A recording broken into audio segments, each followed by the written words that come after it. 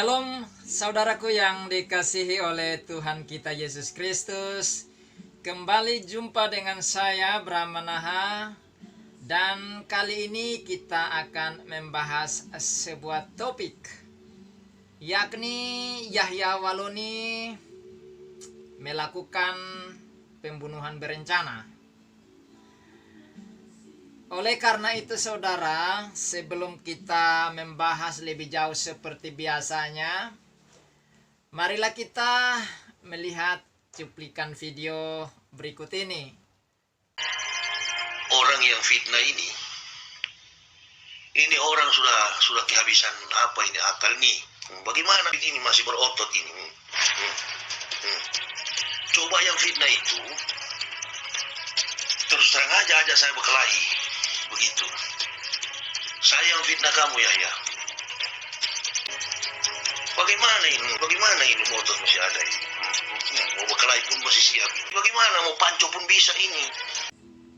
Kita melihat video tadi bahwa Yahya Waloni itu bangga ya dengan ototnya yang agak berisi.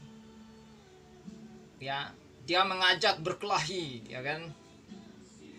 Ngajak panco. Yahya Waloni, tubuh yang besar itu tidak menjamin kau menjadi orang hebat. Ya. Orang hebat itu tidak ditentukan dengan badan gede. Tetapi bagaimana orang punya teknik untuk menghancurkan kau walaupun orangnya kecil. Ya. Jadi kamu jangan membangga-banggakan ototmu Karena orang kecil, biarpun kecil cabai rawit, bisa ususmu dikeluarkan. Ya. Jangan bangga. Justru orang yang ototnya gede itu otaknya kosong. Ya. Tidak semua orang gede, tapi khusus kamu. Ya. Nah, saudara, orang seperti ini jauh sebelumnya 2000 tahun silam Yesus Kristus sudah memperingatkan orang semacam ini. Ya. Kenapa? Orang seperti ini punya kejahatan yang datang dari hati. Ya. Kenapa cepat emosi? Karena dia punya kejahatan yang terpendam. Di dalam Matius pasalnya yang ke-15, ayatnya yang ke-19 sampai ayat yang ke-20 dikatakan begini.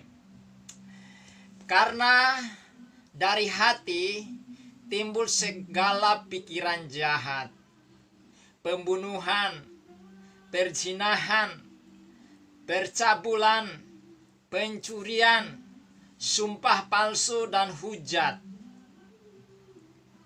Dan Matius pasalnya yang ke-15 ayat yang ke-20 dikatakan, itulah yang menajiskan orang. Tetapi makanan dengan tangan yang tidak dibasuh tidak menajiskan orang. Jadi Yahya Waloni, kamu memamerkan ototmu yang besar, menantang orang untuk berkelahi.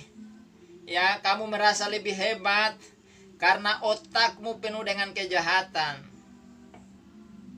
Kalau orang yang pikirannya tidak penuh dengan kejahatan, hatinya tidak penuh dengan kejahatan, tidak mungkin mengajak-ngajak menantang orang untuk berkelahi hanya karena mengandalkan ototnya yang gede. Karena memang pikiranmu jahat. Ya. Nah, bagaimana caranya supaya seseorang itu tidak memiliki hati yang penuh dengan kejahatan tersebut seperti Yahya Waloni? Ya. Mari kita lihat. Nah, caranya supaya orang itu ya tidak punya kejahatan di dalam pikirannya, maka dia harus memiliki pikiran Tuhan Yesus Kristus. Itulah sebabnya Rasul Paulus mengungkapkan di dalam suratnya kepada jemaat Tuhan yang ada di kota Filipi pada masa itu di abad pertama. Di dalam Filipi pasalnya yang kedua ayat yang kelima dikatakan, hendaklah kamu dalam hidupmu bersama menaruh pikiran dan perasaan yang terdapat juga dalam Kristus Yesus, supaya seseorang itu bisa membuat segala pikiran jahat, segala hal yang jahat dari hatinya, seperti ungkapan Tuhan Yesus di dalam Matius pasal yang ke-15 ayat 19 dan 20 tadi. Maka mereka harus memiliki pikiran yang dimiliki oleh Tuhan Yesus Kristus sendiri. Karena dengan pikiran Tuhan Yesus Kristus itulah seseorang bisa dijauhkan dari segala kejahatan. Nah, Yahya Waloni ini tidak memiliki pikiran Kristus karena dia meninggalkan Kristus. Dia meninggalkan ajaran Yesus Kristus. Kemudian Rasul Paulus mengungkapkan selanjutnya di dalam kitab Filipi pasal 4 ayat yang ke-8. Apa yang menjadi pikiran Kristus? Pikiran Kristus itu seperti apa? Rasul Paulus katakan di sini demikian.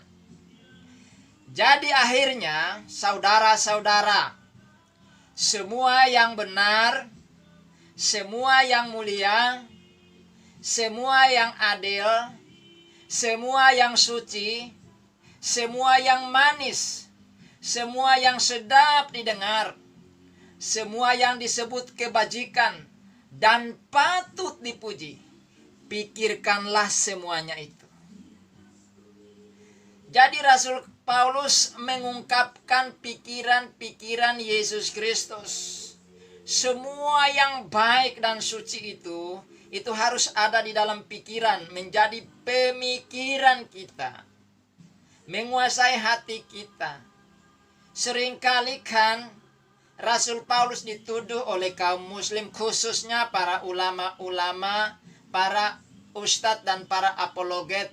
Walaupun tidak semua, tetapi sebagian daripada mereka menuduh Rasul Paulus ini menyimpangkan ajaran Kristus.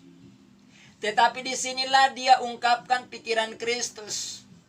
Dia katakan semua yang benar, semua yang mulia, semua yang adil, semua yang suci, semua yang manis, semua yang sedap didengar, semua yang disebut kebajikan, patut dipuji.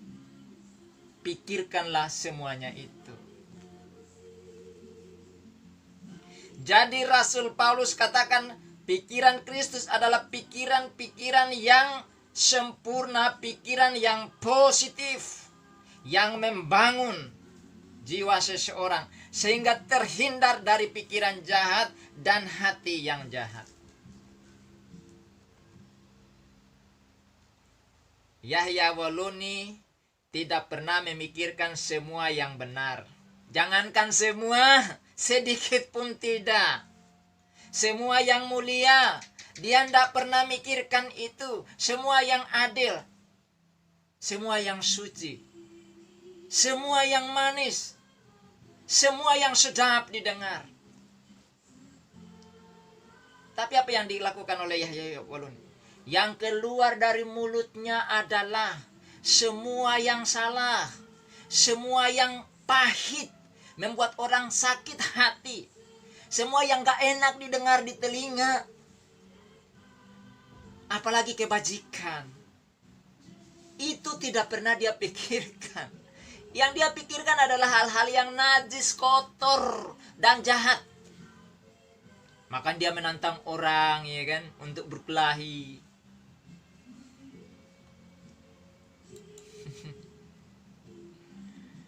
Rasul Paulus katakan apa? Buang semua itu. Ya, di dalam kitab Kolose pasal 3 ayat 8 dikatakan, tetapi sekarang buanglah semuanya ini, yaitu marah, geram, kejahatan, fitnah, dan kata-kata kotor yang keluar dari mulutmu. Rasul Paulus katakan, semua itu harus dibuang. Tapi apa yang dilakukan oleh Yahya Woloni? Apakah dia lakukan itu? Justru dia memelihara amarah. Dia memelihara, merawat kegeraman. Dia merawat kejahatan. Dia tukang fitnah, memfitnah Paulus, memfitnah nabi-nabi, memfitnah para ulama, memfitnah orang Islam, memfitnah orang Kristen, memfitnah semua orang. Dan kata-katanya, waduh, kotor sekali.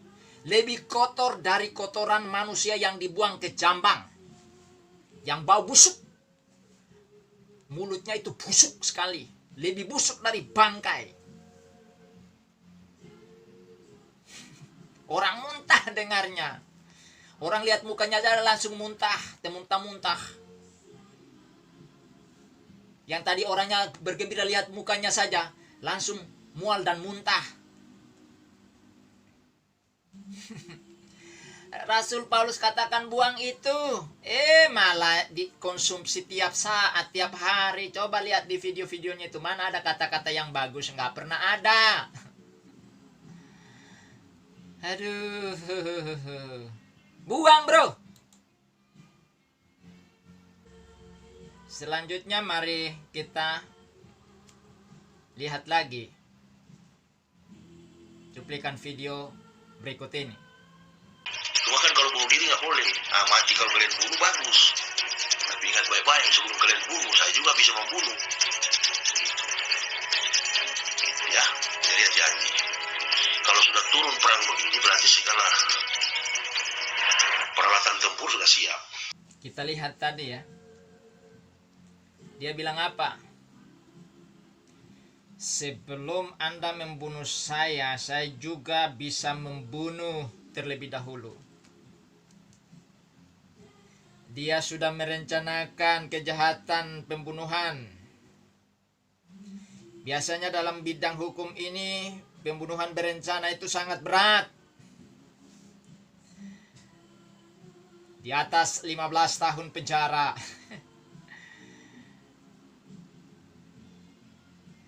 Dia katakan dia sudah siap dengan alat tempur. Tahu kalau orang mau membunuh, biasanya pakai tali, racun, pisau, golok, bedil, ya. Pokoknya semua alat-alat untuk bunuh orang.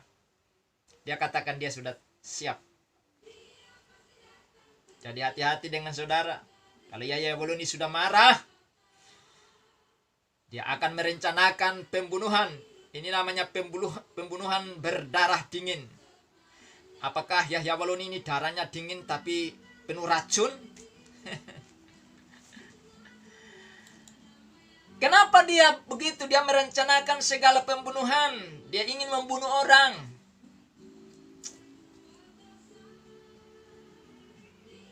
Karena dia mau melakukan keinginan ayahnya. Ya. Mengapa Yahya Woloni mau lakukan itu? Di dalam Yohanes pasal 8 ayat 44 dikatakan, iblislah yang menjadi bapamu dan kamu ingin melakukan keinginan-keinginan bapamu. Ia adalah pembunuh manusia sejak semula dan tidak hidup dalam kebenaran. Sebab di dalam dia tidak ada kebenaran. Apabila ia berkata dusta, ia berkata atas kehendaknya sendiri. Sebab ia adalah pendusta dan bapa segala dusta. Jadi mengapa Yahya Woloni mau melakukan pembunuhan? Karena iblis menjadi bapaknya. Karena iblis itu pembunuh manusia sejak semula. Dan Yahya Woloni adalah anak iblis yang ingin melakukan kemauan daripada iblis, yaitu membunuh manusia juga. Mengapa? Karena tidak ada kebenaran di dalam diri Yahya Woloni. Ya, dia tidak hidup di dalam kebenaran. Jadi kalau dia berdusta, ya dia berkata atas diri kehendaknya sendiri. Dia sama dengan bapaknya, yaitu iblis. Karena bapaknya adalah bapa segala dusta, maka Yahya Woloni adalah anak iblis, maka dia adalah anak daripada segala dusta. Wah, anak iblis, ketahuan nih. Selanjutnya mari kita tengok videonya berikut ini. Mau mati nggak, Pak? Mau mati nggak? Saya banting-banting kau nanti. Kau mau coba sama saya? Hah? Saksi mati nanti kau. Hah? Saya penggal kepalamu nanti. Kau mau coba saya nanti ya? Tadi kita sudah singgung ya, bahwa Yahya Waloni itu adalah anak iblis. Nah, untuk itu kita harus buktikan bahwa dia anak iblis apa bukan, kan gitu. Kalau kita tidak ada bukti, kan fitnah namanya. Ya. Nah, supaya kita tidak dikatakan fitnah, maka kita harus buktikan. Ya. Di dalam 1 Yohanes pasalnya yang ketiga ayat 10 dikatakan, inilah tandanya anak-anak Allah dan anak-anak iblis. Setiap orang yang tidak berbuat kebenaran tidak berasal dari Allah. Demikian juga barang siapa yang tidak mengasihi saudaranya. Jadi, tandanya anak-anak Allah adalah orang yang berbuat kebenaran. Dengan tidak mengancam, tidak mau membunuh orang, tidak berencana membunuh orang, ya. Karena orang yang tidak berbuat kebenaran tidak berasal dari Allah. Begitu juga orang yang tidak mengasihi saudaranya. Kalau mengasihi saudaranya, yaitu sesama manusia, maka itu namanya berasal dari Allah kalau mengasihi. Tapi kalau tidak mengasihi, pasti mau bunuh. Ya namanya tidak sayang, ya bunuhlah. Tapi kalau dia mengasihi, dia tidak bunuh, bro. Semarah-marahnya dia kayak apa, dia tidak akan bunuh. Tapi Yahya Waloni ini justru mengancam orang dan mau penggal kepala orang. Anak orang mau dipenggal loh. Coba, dia mau penggal kepala anak orang itu. Hanya anak itu katakan mau mati ya. Masa anak kecil aja mau dibunuh ya? Nanti itu kan hal yang akan datang. Itu berarti berencana kan, karena belum, tapi berencana untuk menggal kepala.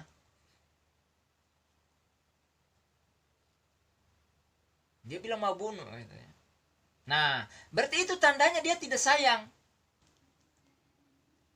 Jadi, oleh karena kebencian Yahya Waloni ini sama setiap orang kalau nyinggung sedikit, mau bunuh lah, mau penggal lah, caci maki lah.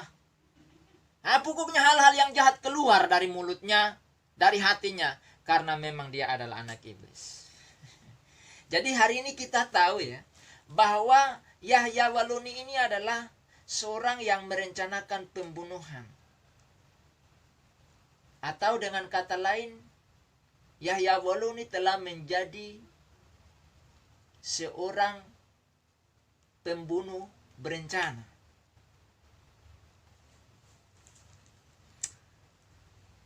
Wah, ketahuan ya kedoknya ya. Ditelanjangi dia. Jadi saudara-saudaraku yang dikasihi oleh Tuhan Yesus, siapapun Anda yang sudah menyaksikan video ini, Anda telah mengetahui ya siapa Yahya Waloni sebenarnya. Dia adalah anak iblis yang berkedok agama dan main ngancam-ngancam orang, dah pandang bulu siapapun dia ngancam. Kalau itu ungkapan tindakannya tidak menyenangkan dia, maka dia berencana untuk membunuh orang tersebut. Oleh karena itu, Anda hati-hati dengan orang semacam ini, dan janganlah Anda mengundang orang seperti ini untuk memprovokasi anak Anda menjadi orang yang jahat seperti dia. Kalau Anda mau supaya generasi Anda selamat, ya jauhkanlah orang seperti ini ya. Jadi bagi saudara-saudara yang sudah menyaksikan video ini, jangan lupa untuk like dan subscribe. Kemudian share kepada teman-teman yang lain. Dan juga berikan komentar di kolom komentar dan bunyikan lonceng notifikasinya agar tidak ketinggalan video-video saya selanjutnya. Dan sampai jumpa dalam video-video berikutnya, dan Tuhan Yesus memberkati saudara. Shalom Elohim.